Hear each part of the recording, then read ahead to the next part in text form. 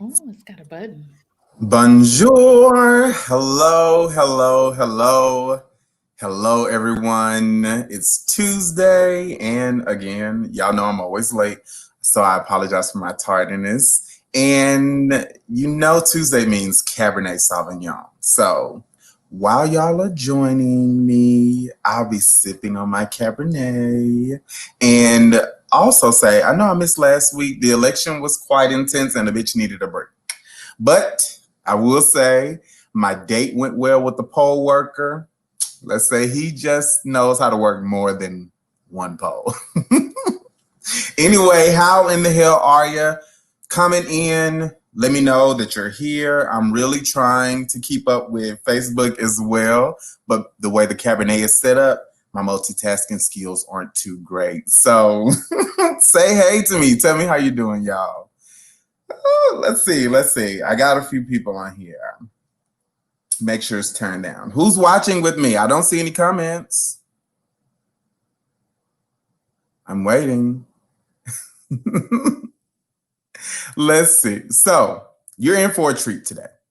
While you're commenting, I wanted to let you know that. As you know, I'm always excited to bring you all new guests, and today is no different than any other. I have so many things to say about my guest today, but I'll start with like this. I honestly don't know where the trajectory of my life would have been without my girl. Today, my guest is none other than Kara. Listen, I'm gonna need you to stop right now. I really do have to say that because, like, Oh, that call, I was like, Philander Smith, I don't know what that is, but the joy of going to an HBCU and having like all of the just experience was so rich. And it just took one phone call that I did not expect. I was sitting in the living room and I was ready to go to A State, but you know what? And I remember meeting you at the high school. Like I remember meeting you at West Memphis and being like, "Oh, okay." Like, because I could tell what students are really gonna do what they need to do. And so I yeah, was like, "No, he's good. We need to get him. We need to get him in." I remember going back and being like, "Okay, so this student's approved." I mean, we yeah. do proper paperwork, but he's in. And so I am just, you know. We've been brought together for every you and me. So My- thank you. I really am excited to have you on Thanks. And I got my wine in honor because I wanted to. to Yeah. match, and it's red. I love a good red. Yes. Yeah. I was like, what would Eddie approve of? Anything that has alcohol in it. That is true. I still have them party days. No, we know. Yes, we So, are aware. I just had to start off with like that story because I don't think a lot of people knew that because I don't even think a lot of people knew that I went to an HBCU. And so it kind of goes into what really we were talking about on our pre-call of like the awareness of HBCUs. And you really made a great point about there are these large institutions that we truly love, but then there are more institutions out there. There are a lot of HBCUs. So it's funny. I wear my Hillman sweatshirt. I went to go put that on. It's funny because folks will stop me in the store and they'll be like, I know somebody who went to Hillman. And I'll be like, oh, you do? And then I'll give them a minute. And then they'll be like, oh, that's from the TV show. And it's like, yes, not a real college. But that's You know okay. Dwayne? Right. I do. I do. I'll be like, for real? But the point is, we do all have an affinity and a connection to HBCUs, whether it's fake or whether it's for real. Hey, Lena Boo. And so it is important for us to be always talking about that. It is a large family. To your point, love Howard, love Spelman, love Morehouse. I love them. I do. But there Yeah. are so many HBCUs that really need funding and support as well. And we need to be encouraging some of our celebrities when they're out giving money and giving some. Like, let's be thinking a little broad. Like everybody don't got to give Mhm. money to Spelman. It's not No, necessary. no. Like they have money. They're not hurting pretty things. They're not. I mean, mean, if we're just gonna be real. So Yeah. yeah. But So you did mention that there was a school that received a large sum of money. Prairie View, A&M in Texas, which Yes. Prairie View needs that kind of money, right? Okay, like right. Prairie View is one of those ones. It's like Jackson State. It's kind of like in the middle of nowhere, but it serves. And I would even say some of our HBCUs. So I'm trying to think of the politically correct way to say this. If you're going to Howard and Spelman, you may be a different caliber student than like some other places. That doesn't mean you're bad or good. Yeah, It just means that like it's a different population. So we need right. to be supporting those HBCUs that really are giving people a second chance or Yes. a first chance, right? Because there are some of our students that if they didn't have these schools, they wouldn't have an opportunity, honestly. So we need to be supporting some of the smaller, more Mhm. rural HBCUs that may be taking on some students who just would not have another place to go. And Yeah. we need to think about that as a people. Yeah, and I think that's important too because you mentioned like the celebrities. And so we used to bring a lot of celebrities on campus, but then we didn't always hear about a large donation or something like that. And it was always like, okay, well, we're paying you. But then on the other hand, I commend people like Two Chains, and there are a few other rappers and actresses and actors who actually put up some money and gave scholarships to Yeah. who were going to HBCU. So I thought that was really awesome. Yes, and I mean, if I had to be like, oh, okay, where does this money need to go? Then yes, scholarships would be there, and just other general support, even support for the school. People don't Hmm. think about that. If we're talking about we trying to educate the next generation of Black doctors, Black lawyers, Black whatever, then they need to be in a school with good infrastructure, and I mean like computers, high level equipment. Like so, even working into that. Hey, Henny. That like those are things that I want to see some money go towards.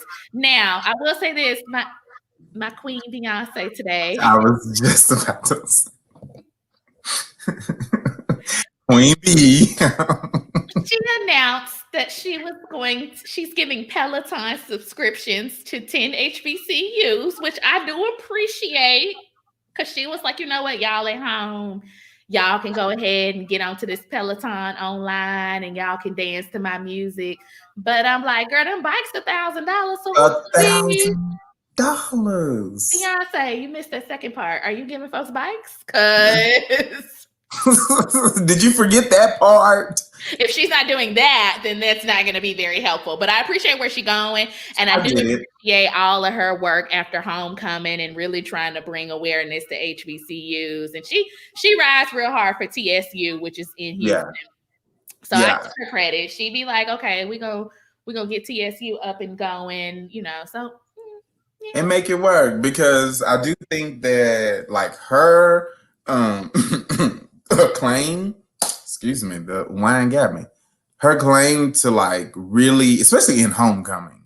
So it's like all of these band people and orchestra, the drummers, the majorettes, it was just so beautifully like executed. All of it. And most of those people were from HBCU. She recruited from there.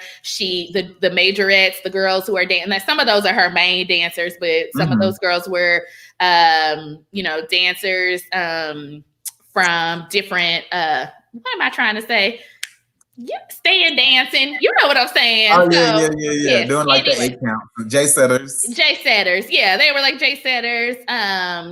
Which we need to circle back to that here in a moment too, because that makes a good point. But anyways, and same thing with some of the band people. And she also apparently paid she either paid up their tuition or did something for them additionally.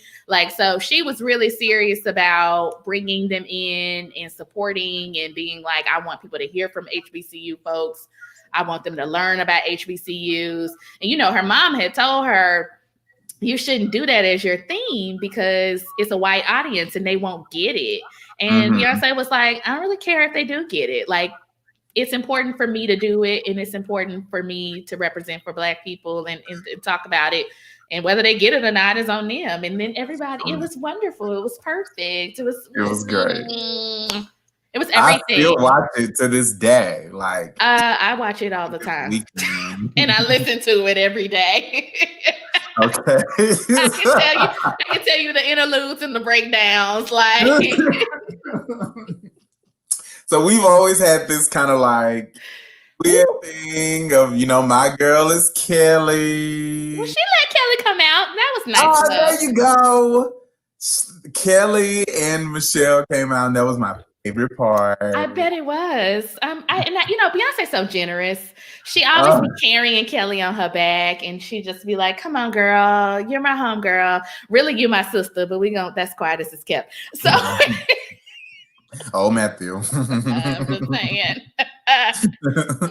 But she be like, "Yeah, girl, come on out. Let me let you bask in my spotlight." So I love it. Beyonce's such a generous queen, and I love that she's taking Kelly under her wing time and time again. Anyway, Kelly has a new single out called "Crazy." I hope y'all. Does. Yeah. Have I seen it? Where did it show? The lyric video is out. Have I seen it? Did it? The lyric video is out. Is it on social media? Where can I find Everywhere. it? Everywhere. Oh, okay. On Apple, Amazon. Somebody probably even bootlegged it. Okay, sure. Well, Blue Ivy has narrated a book. I don't know if y'all saw that. I love That's money. That's my baby. Blue I love me stepped out. Blue is like, listen, I'm gonna get this whole Knowles Carter household together. This is how you make money at 10. Okay. I love the memes of people being like, look, Beyonce, I'm running the house. This is the Knowles Carter house, and I am Blue Ivy. Okay. Blue is in charge of the girls, everybody in that house, and she probably be getting them two. She probably be getting them two twins together too. Like, y'all gonna have to put y'all weight around here. It's not time for y'all to start making some money. So what you bringing to the table? And then she just let her daddy be around, because at this point we don't really have no. Yeah, that's Beyonce's husband. Yeah. So. You wanted to circle back to like what Jay said? Well, yeah, because I did want to circle back just to the point of like, and again, just talking about HBCU culture, but bringing in also gay HBCU culture, which is really like just doing the history of performance of the J-sets. I mean, that came from gay men. Like, that was a art form that was built, collectively, but really y'all were the backbone. and so I just like, that is very important to me. And it's funny because I've actually seen some high school squads who now have boys who are being involved, which I love. And honestly, they be serving the girls, and I be wanting to tell them like, eating them up. You need to go sit over there. So even with your come sit by me, because we both of us need to sit down together. Like the Simpsons meme, where she's like, "Come on over here, baby. Just sit right here." But I do think that is important too, because it was weird, because there were many of us, but there were not many of us that were out. True. Yeah. So it was kind of like, especially during that time, it was like 2000. Yeah. So navigating the space where it was difficult to be in out, like, sexuality wise person on campus. And absolutely. So that's why now when I see people living in their truths and doing it up, I'm always like, well, I'm gonna go above and beyond my comfort level, because I want that next kid to come in and say, okay, well, I can do what I need to do, and that's it. What I need, live free, because I came from West Memphis. I can do that in West Memphis. I came to Little Rock and got loose. Okay, listen. Y'all turned me out. We did not. Can you imagine if you went somewhere else, though? You would have been a whole hot mess. You would have been back in West Memphis. I would have been back in West Memphis, like, their eyes are watching God, walking back, just like. Okay. Okay, listen. Listen, God knows. He be like, no, you come on. You go over He there. definitely knew. He knows. He knew. He knows. He knew. So you mentioned something that really brought something else in my mind. So it was a joke, of course, on my girl Kelly, but like Beyonce having Kelly on her back, and I think about that in the way that people frame the mindset of the black woman, because after Homecoming came out, there was so much pressure that was I felt like was put on Beyonce to really show this, and she was really just showing her sheer blackness. So as a black woman, I have not gotten the chance to ask about this, but talk to me about that, the plight of the black woman, because there's so much that black women have to be strong, and they have to be the one that is keeping the family together. And I feel that black women are not able to be vulnerable in that sense of that you have to be strong in the model of strength. Yeah, I mean, it is very much a double-edged sword, right? Because there is a lot of just inherent strength of being a black woman going back through history, right? Even coming Mm-hmm. over from slavery, and our families being separated. Black women really had to take on that matriarch role for everybody, Mm-hmm. on the plantation or just in general, because the black males weren't there, not for faults of their own, obviously, and they were also being murdered. Like, you know what I'm saying? So we had to step. We've historically always had to step into that role, and I would say one of the concerning things is I think we're just now getting to a point where I feel like black women are able to say, like, no, it's too much. Like, I cannot be the leader on everything, right? I cannot be the first person out there always stepping out. We still do it, but I think we're now giving ourselves a little bit of grace to be able to be like, okay, but if I don't do it, girl, like, y'all need to do it. This election was a really good example of that. I mean, the fact that they said that Stacey Abrams lost her race, which she lost unfairly in Georgia, which was all kind of hoop line. As it's Rocks from Atlanta likes to say, she's a YouTube blogger. It was a lot of fool fucking niggatry, and so okay. And so, but even with that, Stacey lost that race. It would have been perfectly fine for her to say, like, listen, I did what I was supposed to do, and I'm tired, and I don't feel like it.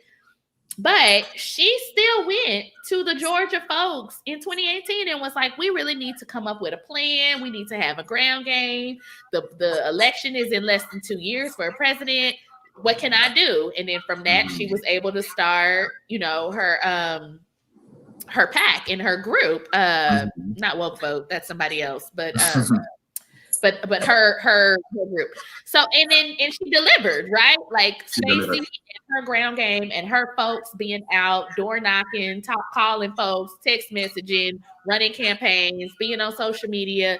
It helped drive the folks, particularly in Fulton County, my county, out, and that's what won Biden the election. I mean, you know what I'm saying? So we are always working hard. We are always kind of the ones at the forefront, but I do hope and wish that we continue on this trajectory of giving ourselves some time to be like, that's not our problem. Like, I have definitely stepped into that. My self-care has very much heightened in COVID, and I have no problem letting folks know, like, girl, I'm not doing that.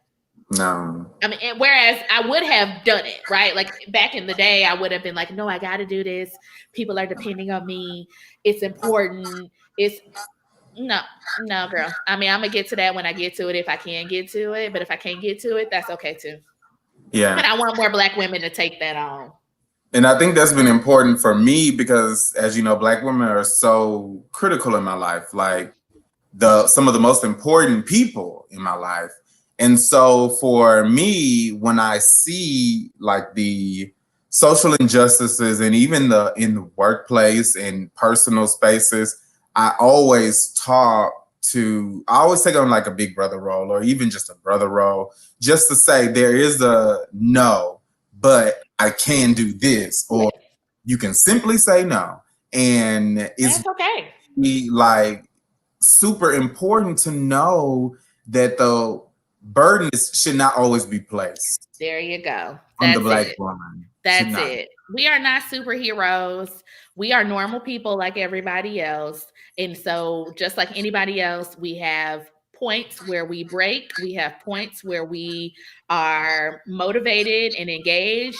I mean, a lot of times I get, this is my personal opinion, I get a little annoyed because folks will like throw child rearing on Black women and then blame them for like how children grow up. And it's like, but if the Black males are choosing not to be there for whatever reason, somebody's got to raise these kids. Like, Okay. and so that means that mama may not have done it perfect because that mama can't be both man and woman. She can only be mama, and she's only doing the best that she can do. It was funny because somebody was talking to me the other day, a few weeks back, and they were saying, now that I'm older, I see that my mom could not fully like raise me as a whole person because she was so focused on keeping the lights on, making sure I ate, like all the normal stuff, that she wasn't able to like be a great carer, nurturer, right? She wasn't a bad mom.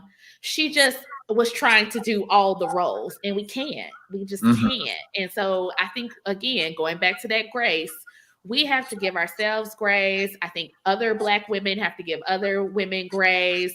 I think,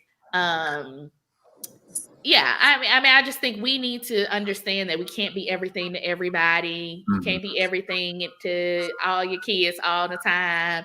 You can't be everything to your husband all the time. You got to do what you got to do sometimes for you and what's best for you. And if you can show up and be a whole and healthy person, then you can then bring that to your family. But if you're not whole and healthy because you're tired all the time because everybody trying to get you to do everything, girl, you're not going, we're not doing that.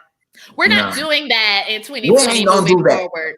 We're not doing that. Y'all need to be practicing some self-care. I'm serious.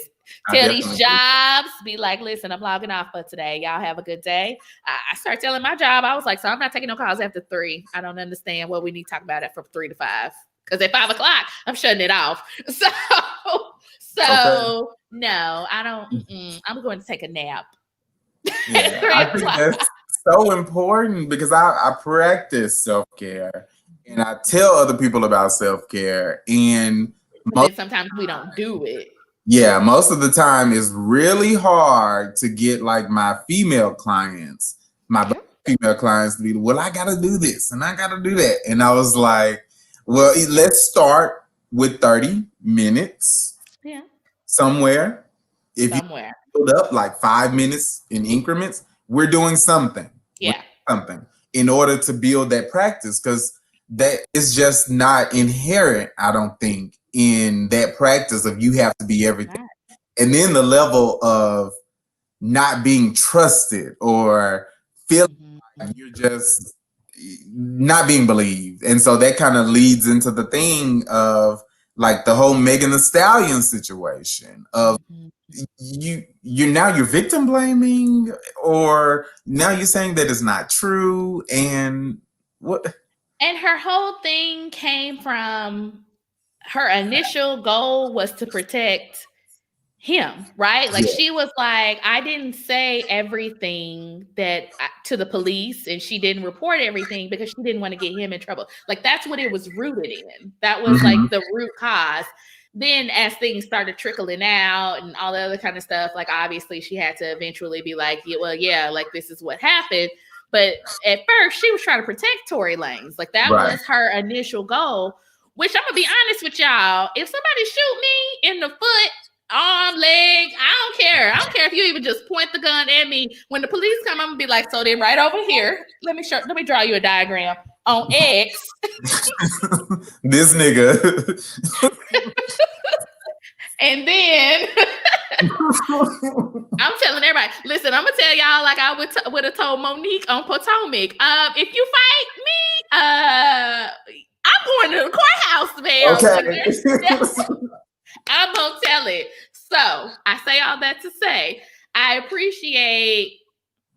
don't appreciate the fact that that she feels that way, right? That she felt like she needed to take on some inherent responsibility to save Tory Lanez when he Mm-hmm. shot her. So that's what I couldn't get people to get past. Was like, whether it's an accident, whether it happened on purpose, whether he was sleeping with her friend, all that stuff. I'm old, so I also don't care about it because I'm old. And so them things don't bother me. But at the end of the day, a gun was pointed, whether it was whatever, she was hit.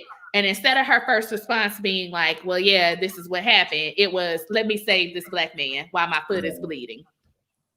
Yeah, and that's Megan a Thee. hard place to be in, It is. It and is. especially to be a celebrity. So I think it's difficult when people don't understand that celebrities go through real life issues. I mean, well, no, I'm not going to be in no Well, position don't where let I'm me going say to. all real life because them niggas is rich, but they happen to have real shit that happens to them sometimes. Yeah, getting shot is a real thing. Yeah, that's a thing. I mean, I don't expect that to happen to me, but yeah, Don't you shoot know, me, okay? Just I'm just saying. Yeah, yeah, poor Megan. But yeah, but I'm glad that she's learned a lesson. It sounds like she probably has.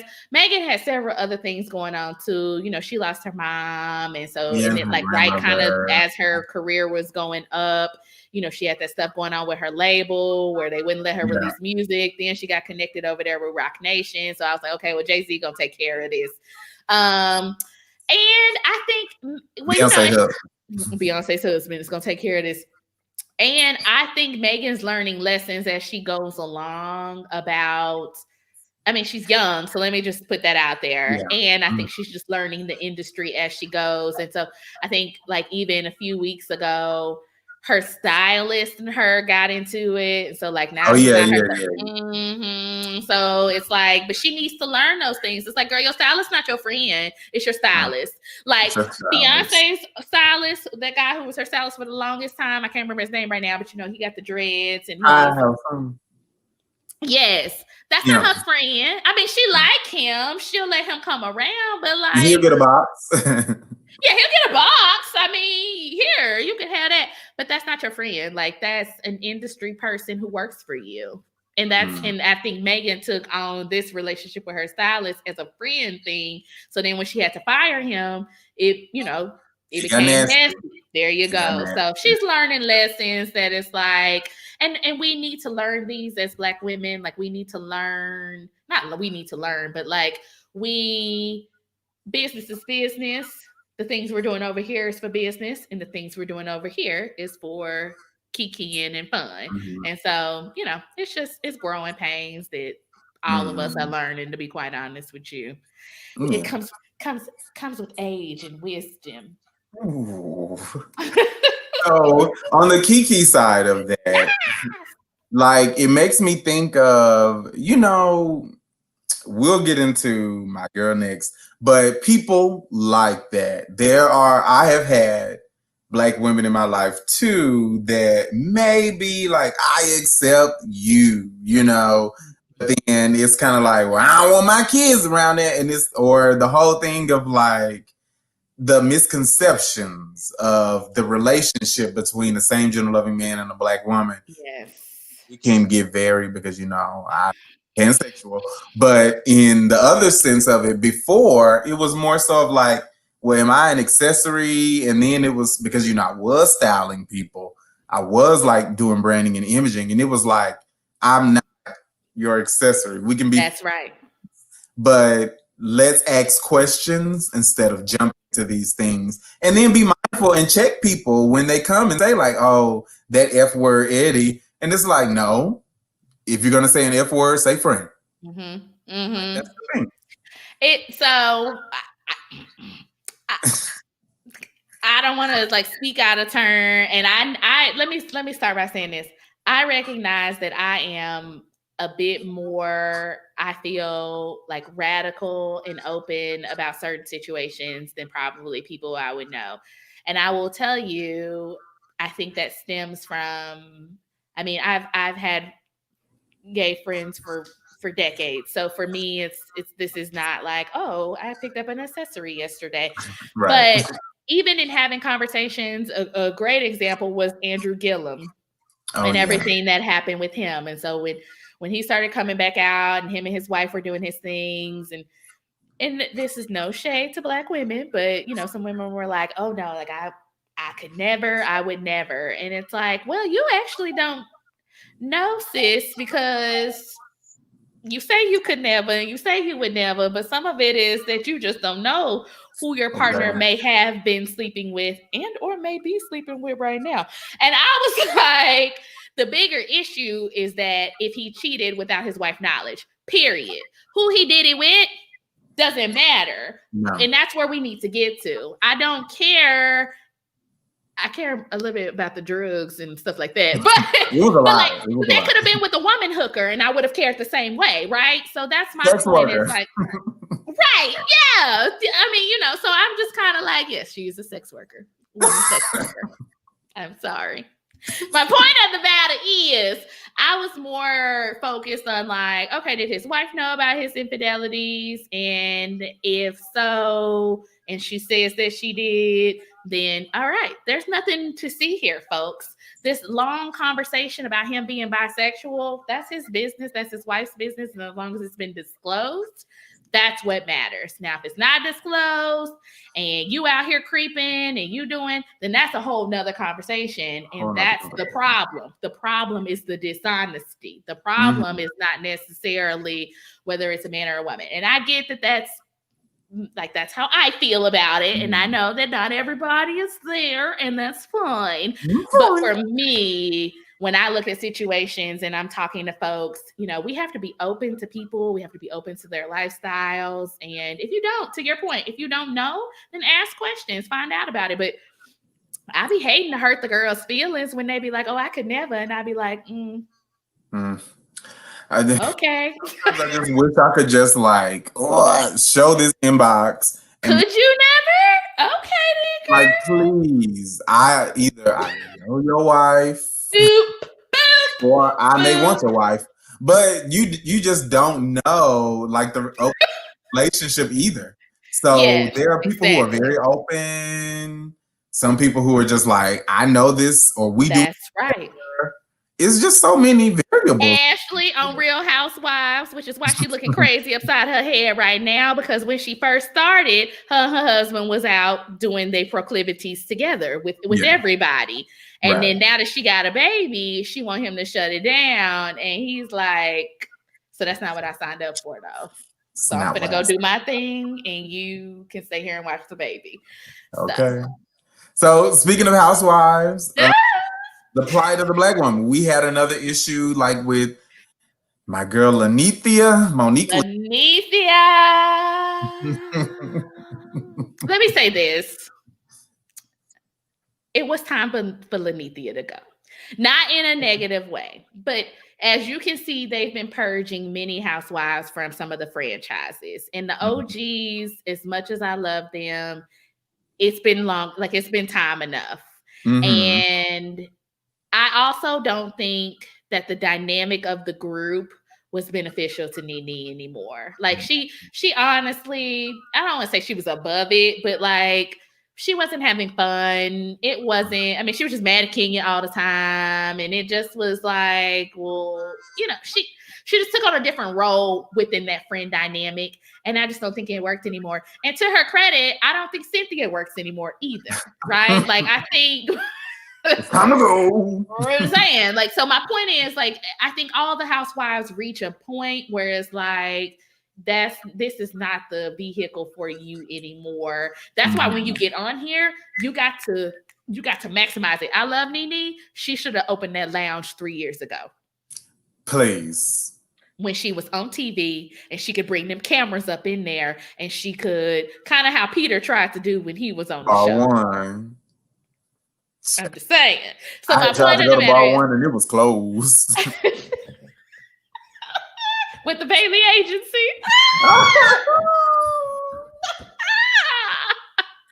As Phaedra says, selling little girls' pipe dreams.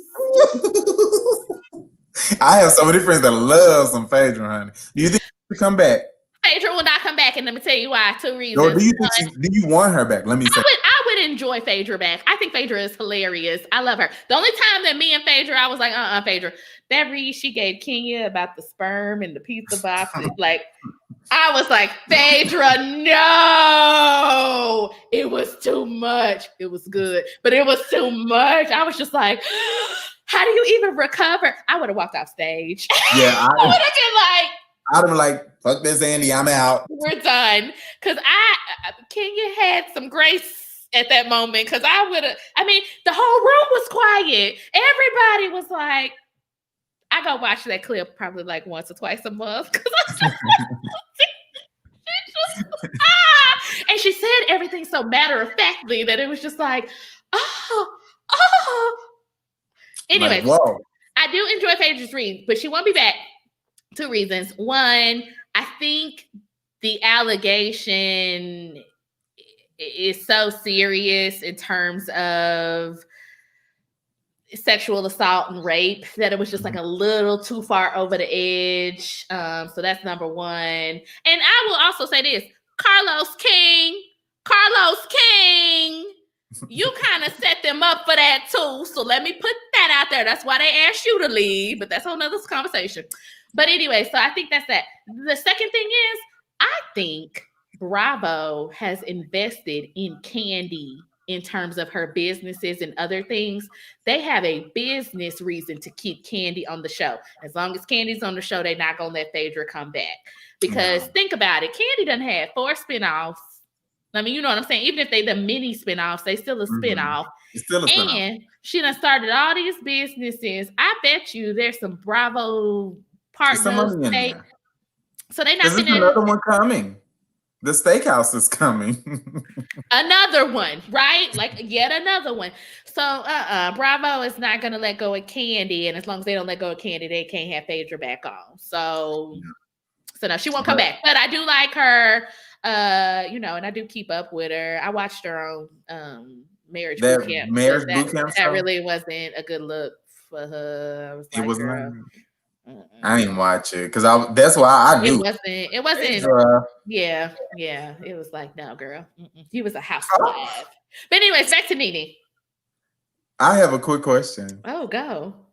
If you were to ever go on a reality show, which one would you want to be on?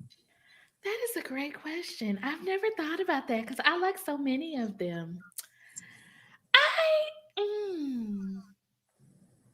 I don't know. I like a lot of them for different reasons. I mean, I guess I would say Housewives as the obvious answer. But I bet you if I sat down and thought about it, it probably actually wouldn't be that one. But I mean, in terms of like pay and worth my time, it's gonna be Housewives. Because that little stuff that's going on Zeus.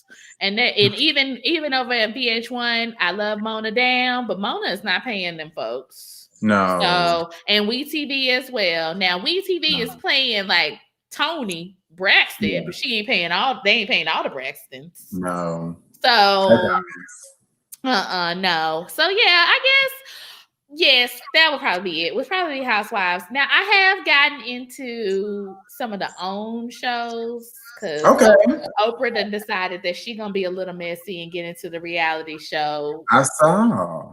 So she does those like relationship shows. Is that Huntsville? There's one in Huntsville? Yes, honey. That's a whole hot ass mess. with Melody and Martell Holtz. Which I think Melody live in Atlanta now. And Martell. You might need to. Well, Martell, who was her ex-husband, is still down in Atlanta. I think he's married to, or he's with the mistress that he had for 10 years prior. I need to go watch this. Okay, this is my type of. You actually really do. I only watched season 1 and 2. I think they just finished season 3, and it was very fake because it was like, well, obviously by now they business then got out on the street and they trying to save face, and then obviously by the time season 3 ended, they had separated. So it was like, so season 3 was a waste of time because it was like y'all just being fake. Season 1 and 2 though, I don't know what made these people think they was gonna get on national TV and she pregnant. Thank you, Selena. Yes. I don't know what made these people think they was gonna get on national TV and folks in Alabama wasn't gonna tell their business. I was like, Okay. girl, they ain't got nothing else to talk about but your business. So I just came back from Huntsville, and it is not much there. and by the way, Carlos King is the producer. God Bringing it dang, full circle. Carlos. Carlos is the producer of Love and Marriage Huntsville and has brought that to our TV screen. So Carlos, Okay. he keeps his hand in the cookie jar, Mr. Kane. We see you. But But anyways, the plight of Lanithia. Yes, Lanithia. And Lanithia made valid points about Bravo possibly being racist towards Black women. I don't disagree with her on some of her thoughts. I was like, yep, I could see a difference. You can even see a difference in the way that they playing out this Potomac fight. They played out the fight on New Jersey for like 2 or 3 episodes. It was like, oh no, Danielle pulled her hair. Oh, Danielle's a bad person. And then they talked about it for 2 or 3 episodes and it was done. They built the whole season around this fight. I mean, which was kind of interesting. But now it's kind of like, okay, we didn't really need a whole season of that though. Like, okay, she pulled her hair and let's move on to the next thing. So I don't think Lanithia don't have a point. I do think that the way she went about expressing her point was not the best way. I mean, calling Wendy Williams a cokehead. I literally gagged when I saw that. I was like, which Wendy does do coke allegedly, but I put it allegedly in there. Water pill. I put it allegedly in there. Yes, and Andy may not be the most allegedly, but my point is, girl, like you're gonna need them bridges at a certain point. So I don't know if that was like quite the way to do it, but I wish she had gotten with Mariah from Married to Medicine, who was also booted off her show and has a case that Bravo stole her show from her because it was her concept. She took it to Bravo and she shopped it. And she said, hey, you should follow us. We some women. We're Married to Medicine, all this other kind of stuff. And then they phased her out slowly. So to me, I was like, Nene, let's just be smart about how we're expressing this. You're not wrong, but let's just be smart about how we getting to the point. And she just kind of like, she just took a match and was like, I'm just gonna burn everything down. And I was like, ooh. Yeah, I even watched the Tamron Hall interview and I was like, ooh, even this is kind of like, I wish someone was in her camp. Yes. Really helped her with this new phase of where she's going. That's it. Because she really could be doing so much more. She could be. It was time for her to go, but if she had planned it 3 years ago or 2 years ago, she would have been ready for an exit strategy. And that's where she could have been like, oh, girl, I'm leaving. Pull a Bethany from New York. Okay. Leaving, I got a brand now. I'm starting a club. I have my clothing, and I get at her clothing places in 2 or 3 places, it's just like one in DC or Maryland and then one in Atlanta.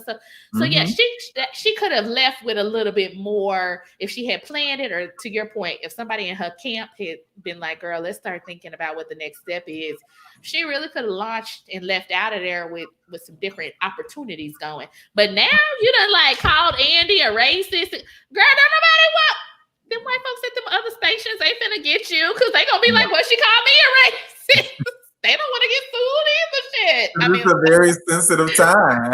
Right. So I'm like, girl, you can't be calling people are very afraid to say the wrong thing. Girl, they do not want that. That's like they number one, like, oh no, don't call me that. The R word.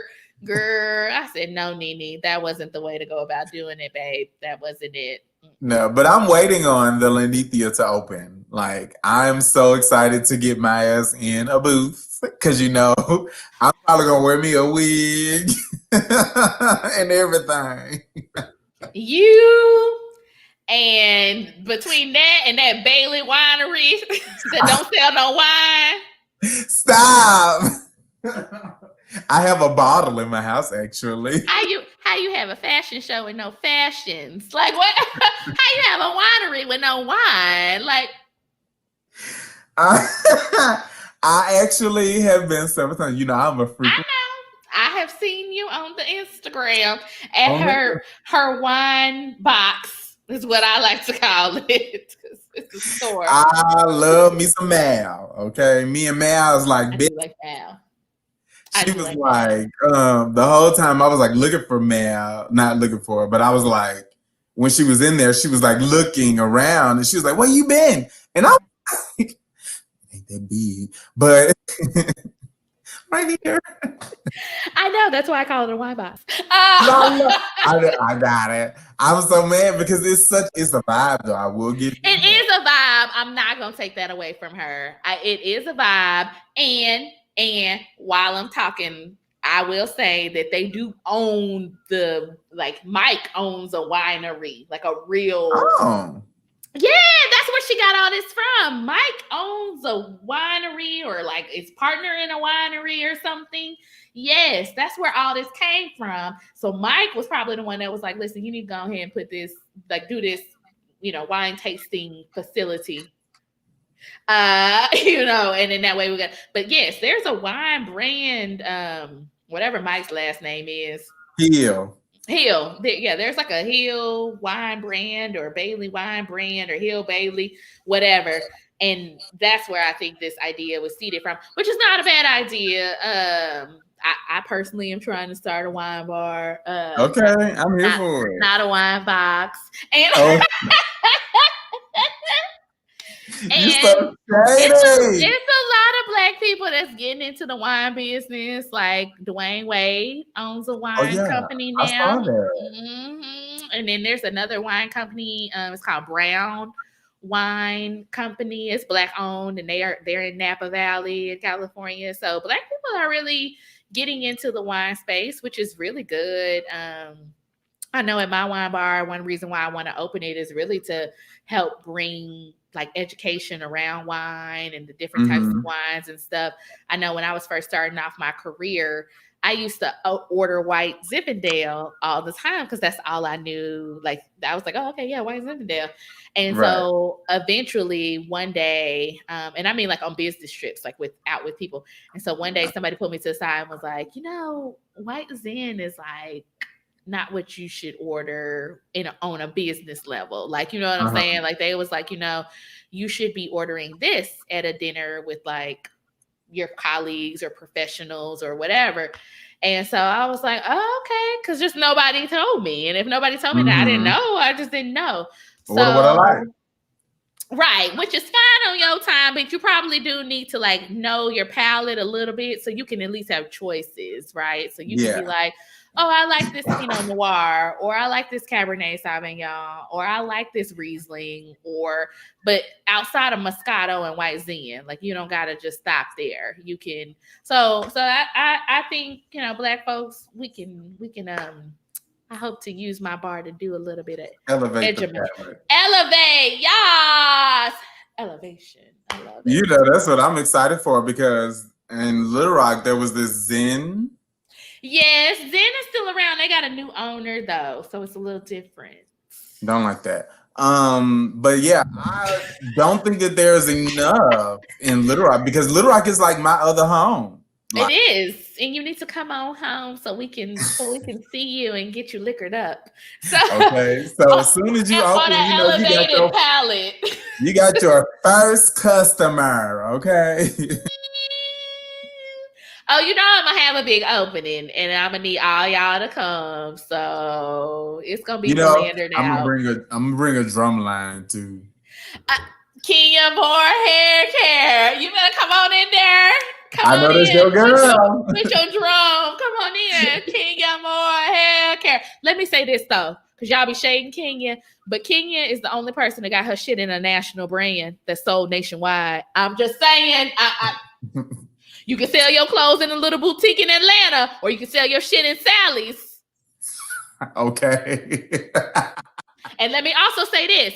I've been to the Sally's in Little Rock 2 or 3 times, being like, oh, I'm going to buy some Kenya Moore stuff. Well, before I got my hair dreaded. Sold out, bitch. Okay. I'm just saying. Y'all be playing Kenya, but it's in there. Even candy stuff ain't in no national stores. So I'm just saying. She got the thing in the stadium now. What thing in the stadium? Well, it ain't open yet, but I think she had the OLG in one of these stadiums. Oh, I believe you. You know, Candace a hustler. And I don't knock these people hustle. They may not be my favorite people. Candy be right up there with Lisa Vanderpump. Okay. Quiet as it's kept. Quiet as it's kept. I'm gonna get my dogs a spinoff on. Ma'am, when I heard that, I said, "No, wait a minute." Tamia. She ain't got. See, Tamia, no. I don't fool with Moscato. I'm gonna be honest with y'all. Like, not no more. I don't. It's just not. It's not pleasing to me and my homegirls. Like, it's not. So yeah, I need us to like let it go. Let me just let it go. I need us to be thinking it through. But again, to the point, if nobody teaches us and nobody talks to us about it, then why should we know? Why people learn very early on? Because their parents drink. So, a lot. My friends knew about all this. Whiskey, bourbon. All of it. I just knew brands. This is Chardonnay. You should have some. I was like, how do you know what Chardonnay is? We're 17. I ain't know what no Chardonnay was. I was like, child, forget that. Hand me the crown. Boop. My dad was drinking though, so that's what I knew. I understand, but we tend to stick to our thing. They be like, oh, we know beer, we know wine, we know, so we just. I do love me some wine, so I'm getting into that. So let's play a round. I'm ready. In the hot seat with Eddie. Okay, so it's going to be 7 rounds of either or questions. You ready? Okay. Wait, do I have to give an explanation or just tell you the answer and then shut up? No. Just give me the answer. Okay. Yeah. We can do an explanation after we go through the 7. Okay, you ready? I'm ready. Netflix or Hulu? Hulu. B-Day or 4? 4, actually. Okay. Candy corn or nah? Nah. Anita or Sade? Anita. Okay. Living single or girlfriends?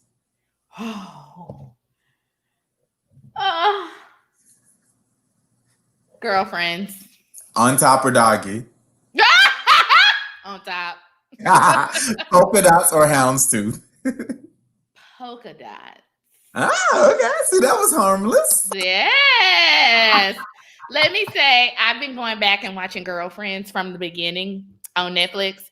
And I would say that it resonates more with me because I watch Living Single sometimes on Hulu too. And it resonates more with me, especially the older I get and the more that I'm like, yeah. And I think Living Single, I think Netflix, I think Girlfriends did a good job of like pointing out the bad parts of having girlfriends too, right? Like it wasn't always just like, oh yeah, we all love each other, yay. And I get that Living Single was a comedy, so that they weren't going to always be like downers. But I appreciate like that they went to therapy. I appreciate that they had that whole storyline on AIDS and HIV that Liam was doing the documentary.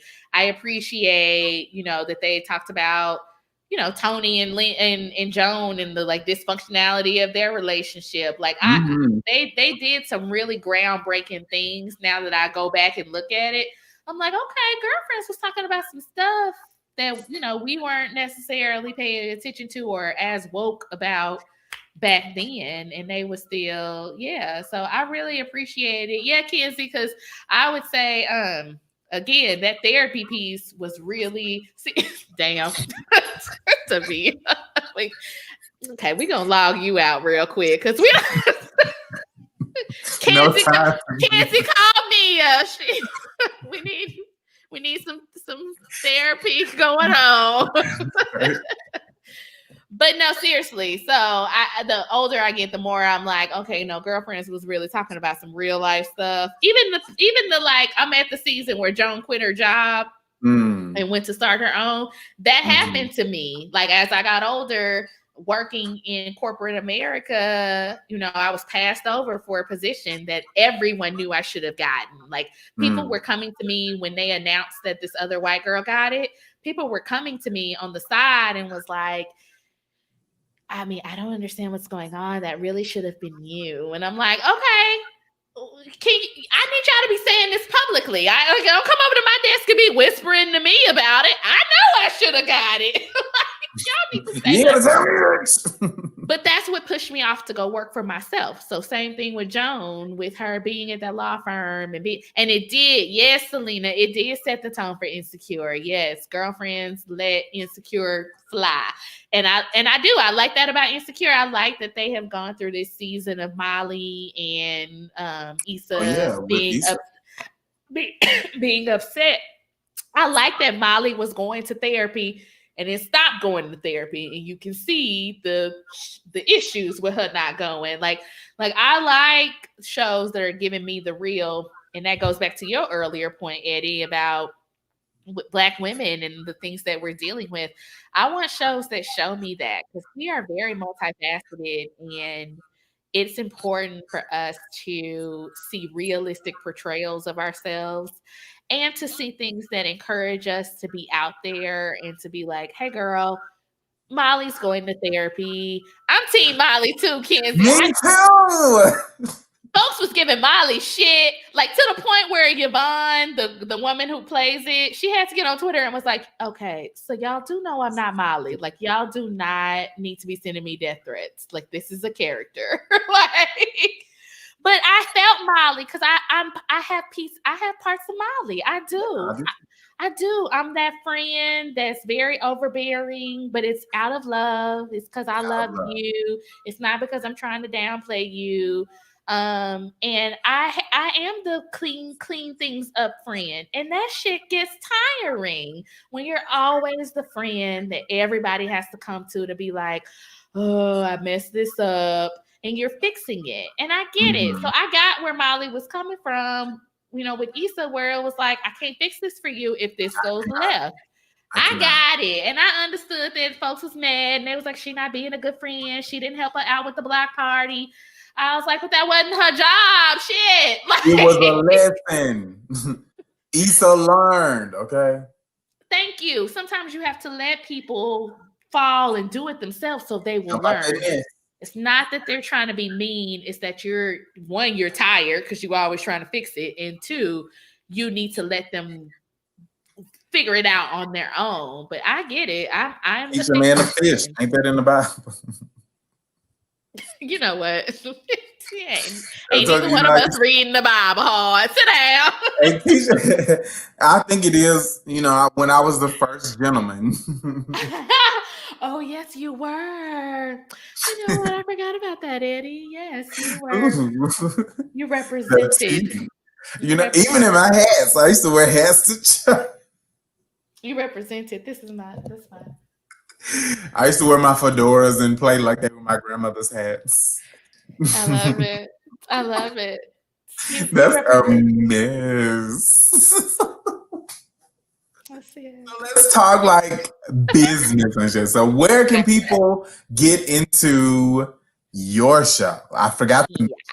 No, you're fine. So I'm a consultant. I own my own consultant firm, K. Wilkins Consulting Group, and I work on pretty much everything. Right now, I am the director of a program called Bank on Arkansas, which is it works to get low to moderate income families into banking, like traditional banking.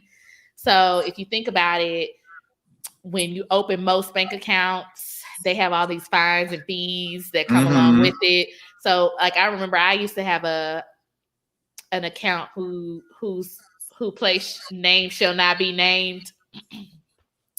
But it rhymes with Bank of America. And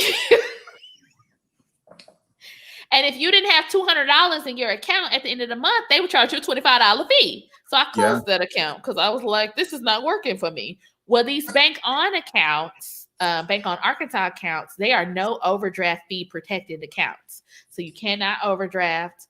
They have a low monthly minimum. And so they're designed for people who maybe had an account, but maybe you didn't do everything you were supposed to do with the account. I mean, you get my drift. I got you. And they're designed for like first time, low to moderate income families, folks who just need to learn banking, but don't need to do it in an environment that's going to be predatory. So I work on that. And then I do a lot of work in philanthropy, which is important for, there's not a lot of Black folks in philanthropy, just to be honest. And so when me and you was talking about grants and stuff earlier, a lot of that stuff is relationship driven. Yes. A lot of that stuff is, I know you, I know your program, I know your 501c3, I know something about you, so I'm gonna give you $10,000. Right. And it really does work like that. So I'm trying to work with Black organizations specifically to kind of help them learn how philanthropy works, how to write these grants, what are the buzzwords to use, how do you actually build these relationships? So that's something that I'll be doing in 2021, is trying to help get some of that work off the ground so we can help elevate Black and brown nonprofits so that they can be in the same room with JP Morgan Chase and some of these other big money people and get some money funneled down to their organizations, because it's not happening right now. So where can they find? Yes. Okay, so the super trifling thing about me is that I do all of this work, but I don't got no website. Because I don't got time to build a website. So you can really just find me on LinkedIn at Kara Wilkins. And I'll be right there if you look me up. You can also find me on Facebook, but if I don't really know who you are, I'm not gonna make you my friend. I also co-host a podcast. I can't believe I forgot that, called Black Belt Voices. Nationally recognized, nationally renowned. Oprah knows who we is. Oprah has named us one of the top 15 educational podcasts that she and her peoples listen to. So Oprah knows me, so you should know me. No, I'm just kidding. So, but yeah, if you look up Black Belt Voices, you'll find me there too. And then what was I gonna say? Really, that's if you look at me up at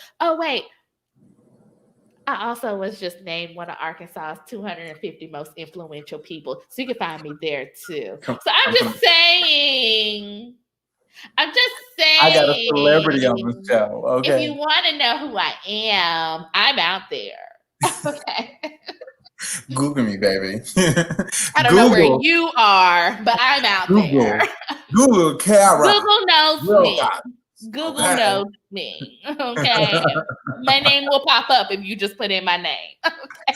I think that is so sickening. And it's really important for me to have these type of relationships because I think that is elevation amongst you all. So I feel like it just trickles down into that. And true, it's 14. I'm going on 15 years we've known each other. I know. Wait, does everybody know your business about what's going on? Oh, okay.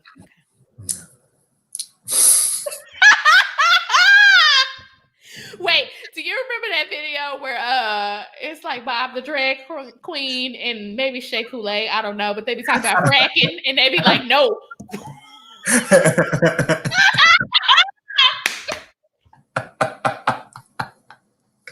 Everybody does not know that. Nah, no fracking in these ones.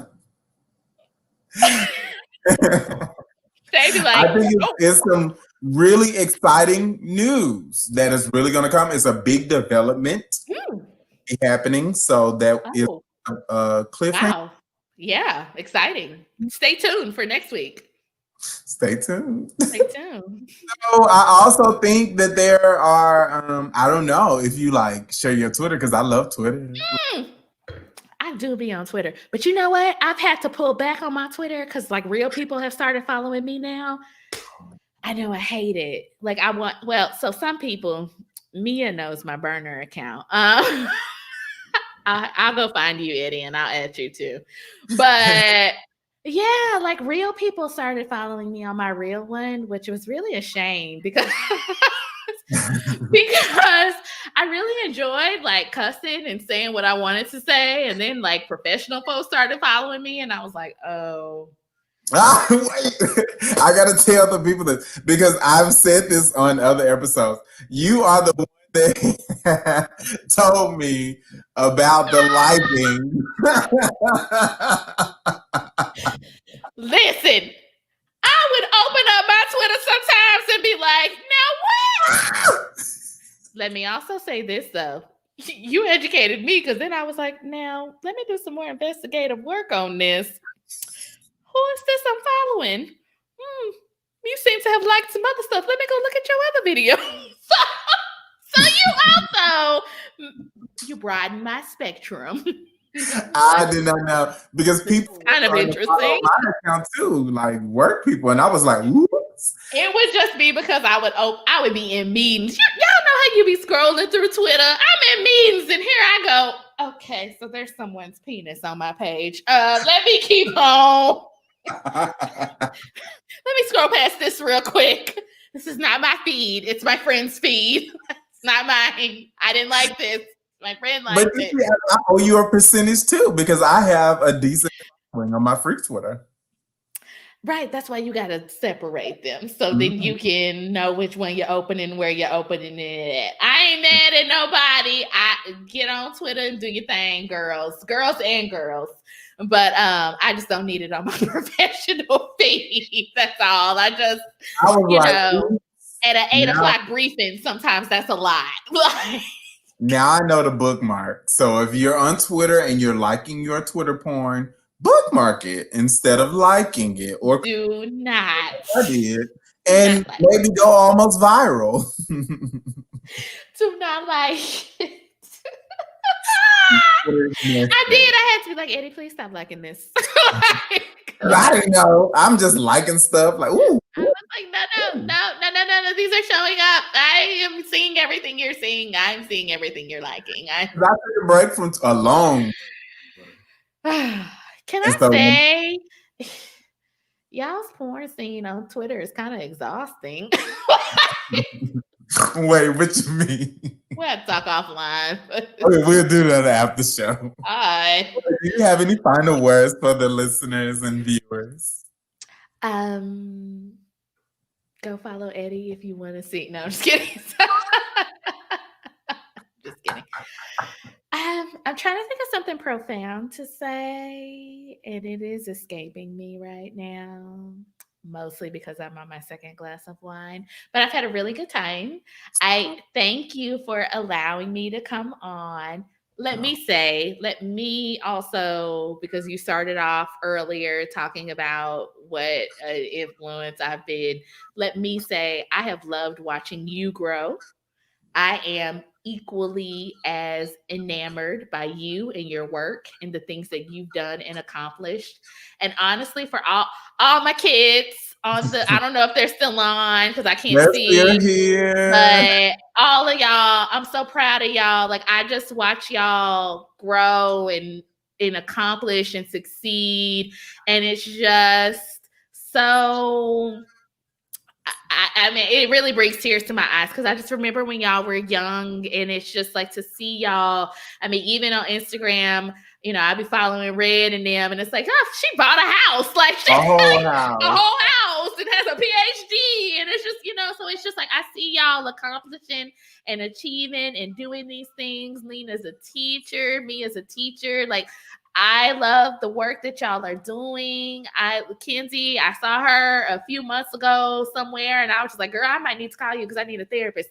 Like, I mean, just everybody, Henny, like everyone, Tom, like y'all are just, it's just so heartwarming to see and to know that like maybe I had a role in helping y'all get there, and then to see what y'all have accomplished. It's just, I never get tired of it, and I love it. And again, I still call y'all my kids. I know y'all aren't kids, but to me, y'all are my babies. And I just love watching everything about you and everything that you've accomplished. So I'm proud of you, Eddie, and I'm proud of all of y'all. And I love you guys so much. So we had fun.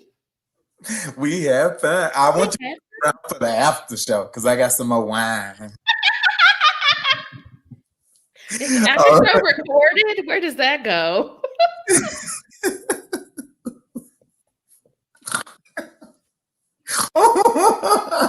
I have no words. Oh, But don't go anywhere, okay? It was okay. such a pleasure having you on the Southern Gen. I super enjoyed this tonight. Thank you for inviting me from Atlanta. Atlanta. Atlanta. Atlanta. I love it. We will talk in just a second, okay? And I want to thank all of you all for tuning in tonight. This has been an awesome episode. All of my Philander family, all of my really close friends, and yes, I snorted. Don't judge me. Allergy season, okay? Is that true? So I want you all to tune in next week. I have a very special guest to talk about fears, to talk about overcoming those challenges. And I also want you all to know that you can follow me on Twitter, Instagram, Facebook. You can send me questions, you can send me concerns, or you can say, I hate this show, Eddie, at igoByEddie@gmail.com. Make sure you subscribe to my YouTube channel at EdWiley06. And I will talk to y'all next week. Y'all have a great week. Ciao.